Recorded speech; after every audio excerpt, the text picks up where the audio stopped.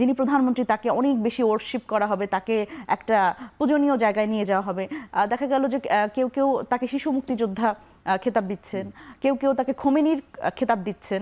কিন্তু আজকে আবার দেখলাম যে জামায়াতের একজন তিনি আবার এক্স্যাক্টলি আমি এই জায়গাতেই আসতে চাচ্ছি যে দেখেন তিনি আবার নিজেকে আজকে শিশু মুক্তিযোদ্ধা হিসেবে নিজেকে দাবি করছেন। কেউ যেতে চাই মনিরা শারমিন, আপনি একটু বলবেন যে ৭১-এর চেতনা বিক্রি করতে করতে একটি দল দেশ থেকে পালিয়ে গেল।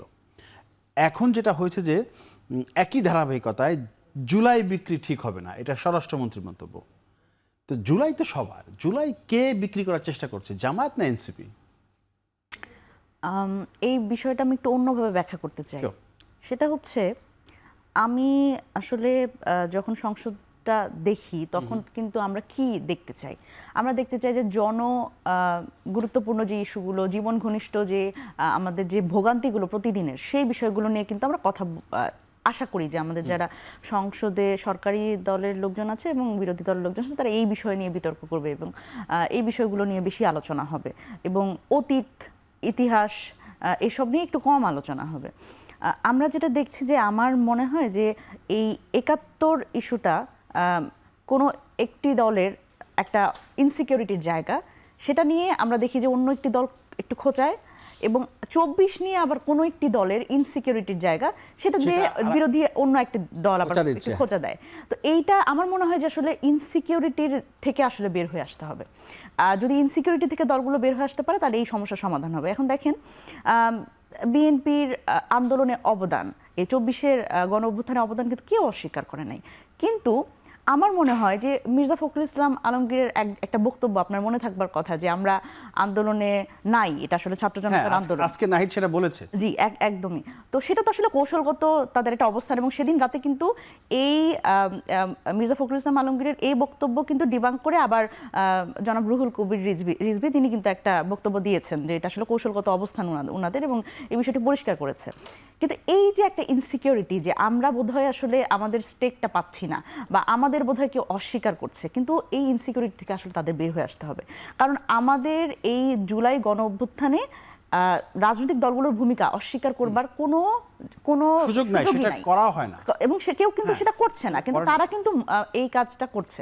এবং দেখেন আরেকটি দলের একই রকমভাবে ৭১ নিয়ে একটা ইনসিকিউরিটি আছে। তারা অনেক ক্ষেত্রে আমি দেখি যে আমরা কিন্তু কিছুদিন আগে দেখলাম যে জনাব তারেক রহমানকে ওই যে ব্যক্তি পূজার যে একটা বিষয় আছে আমাদের বাংলাদেশের রাজনৈতিক সংস্কৃতিতে আছে, যে যিনি প্রধানমন্ত্রী তাকে অনেক বেশি ওয়ার্শিপ করা হবে, তাকে একটা পূজনীয় জায়গায় নিয়ে যাওয়া হবে।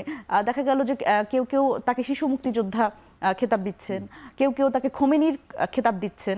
কিন্তু আজকে আবার দেখলাম যে জামায়াতের একজন তিনি আবার এক্স্যাক্টলি আমি এই জায়গাতেই আসতে চাচ্ছি যে দেখেন তিনি আবার নিজেকে আজকে শিশু মুক্তিযোদ্ধা হিসেবে নিজেকে দাবি করছেন। কিন্তু তার মানে কি আসলে এই ইনসিকিউরিটিগুলো থেকে আসলে এই বক্তব্যগুলো তাদের সামনে আসছে। তো আমার মনে হয় যে এই ৭১ বনাম ২৪-এর যে এই ভাগাভাগি এবং স্টেকের ভাগাভাগি এবং কোন দলের অবদান কতটুকু, এই জায়গাতে আসলে দলগুলোর যে ইনসিকিউরিটি সেগুলোই বারবার করে আমরা নাহিদ বলেছে, নাহিদ ভালো কথা বলেছে যে ৭১ এবং ২৪ একই সুতোয় গাঁথা। ২৪ সাথে ৭১-এর তুলনা হয় না, ৭১-৭১-এর জায়গায় তার সেই বক্তব্য একদমই। এবং দেখেন ৭১ এবং ২৪-কে কিন্তু আমরা মুখোমুখি করতে চাই না। আমাদের প্রজন্ম অন্তত আমরা কিন্তু ৭১-এর যে ইতিহাস সেটা পড়ে কিন্তু বড় হয়েছি, এবং ৭১ ছাড়া তো আসলে আমাদের অস্তিত্বই একেবারে ভিত্তিহীন, কোনো ভিত্তিই নাই আমাদের।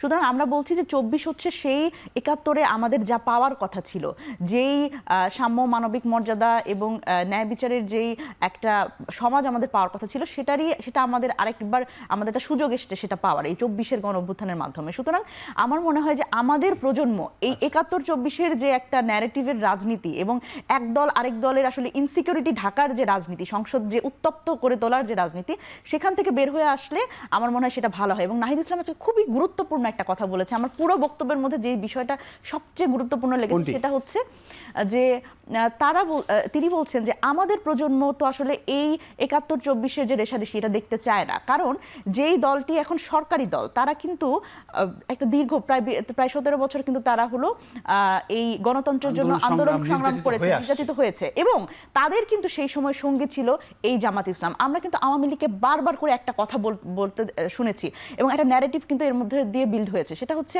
যে বিএনপি জামাত মানে তারা যেহেতু সঙ্গী, তারা আন্দোলন BNP সংগ্রামের জামাত, এমনটাই ছিল। বিএনপি জামাতের আন্দোলন। আমরা 24-এও দেখেছি যে আমরা বলতে শুনেছি যে বিএনপি জামাতের আন্দোলন, ছাত্রদের আন্দোলন এবং একটা গণ অভ্যুত্থানকে বিএনপি জামাতের আন্দোলন হিসেবে তকমা দেওয়া। সুতরাং এই যে দেখেন একটা ন্যারেটিভের রাজনীতি, সেটা কিন্তু আমরা এখন আবার ফিরে আসছে। এখন আমরা যেটা দেখছি যে জামাত এনসিপি, জামাত এনসিপি।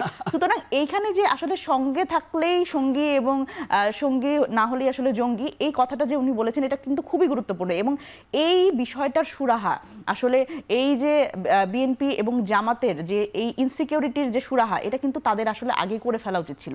আমরা যারা তরুণ প্রজন্ম, আমরা কিন্তু এই মানে দুই পক্ষের যে ইনসিকিউরিটি, এর মধ্যে আসলে থাকতে চাই না।